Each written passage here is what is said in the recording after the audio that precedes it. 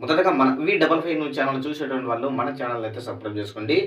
YSR Congress party అధికారంలో ఉన్నప్పుడు వచ్చేసి వైఎస్ జగన్మోహన్ రెడ్డి గారు రైతులకు సంబంధించి పాస్బుక్ పుస్తకాలపై కూడా జగన్మోహన్ రెడ్డి గారు బొమ్మ పెట్టినటువంటి విధానం మనము చూసామన్నమాట. అప్పట్లో అంటే ల్యాండ్ టైటిల్ యాక్ట్ ద్వారా వచ్చేసి సర్వే చేసి కూడా ఆ యొక్క సర్వే చేసిన తర్వాత వచ్చేసి పాస్ పుస్తకాలపై వచ్చేసి జగన్మోహన్ రెడ్డి బొమ్మ ఉంది.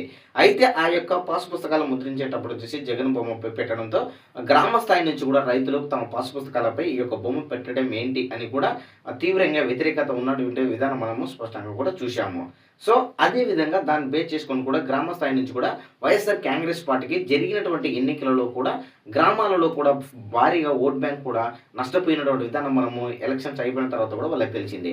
అయితే ఆ యొక్క సమయంలో వచ్చేసి కూటమి ప్రభుత్వం వచ్చేసి ఎన్నికలలో హామీ ఇవ్వడం జరిగింది.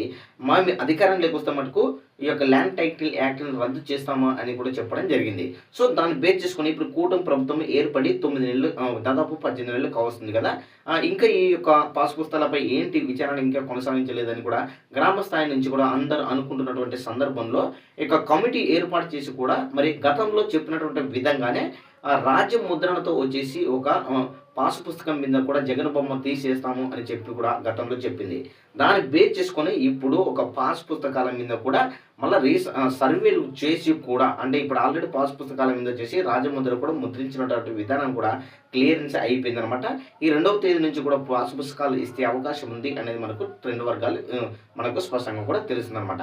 సో అంటే వైఎస్ఆర్ కాంగ్రెస్ పార్టీకి సంబంధించి జగన్మోహన్ రెడ్డి గారి బొమ్మ తీసేయడానికి దాదాపుగా గతంలో ఆ యొక్క బొమ్మను ముద్రించడానికి దాదాపుగా 50 నుంచి 70 కోట్లు ఖర్చు అయినట్టు అయితే మనకు స్పష్టంగా ఇన్ఫర్మేషన్ తెలుస్తుందన్నమాట.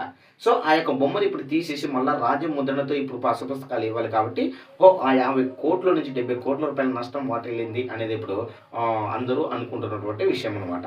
సో మనం దీని మొత్తానికి మనం అబ్జర్వ్ చేస్తే మటుకు కూటమి ప్రభుత్వము చెప్పినటువంటి హామీ విధంగానే జగన్మోహన్ రెడ్డి గారి బొమ్మ తీసేసి ఇప్పుడు రాజముద్రతో పాసు పుస్తకాలు ఇవ్వడానికి కూటమి ప్రభుత్వం రెడీగా ఉంది అనేది మనకు స్పష్టంగా కూడా అర్థం చేసుకోవచ్చు అనమాట. ఈ యొక్క వీడియోపై మీ కామెంట్ కూడా తెలియజేయండి. Thank you.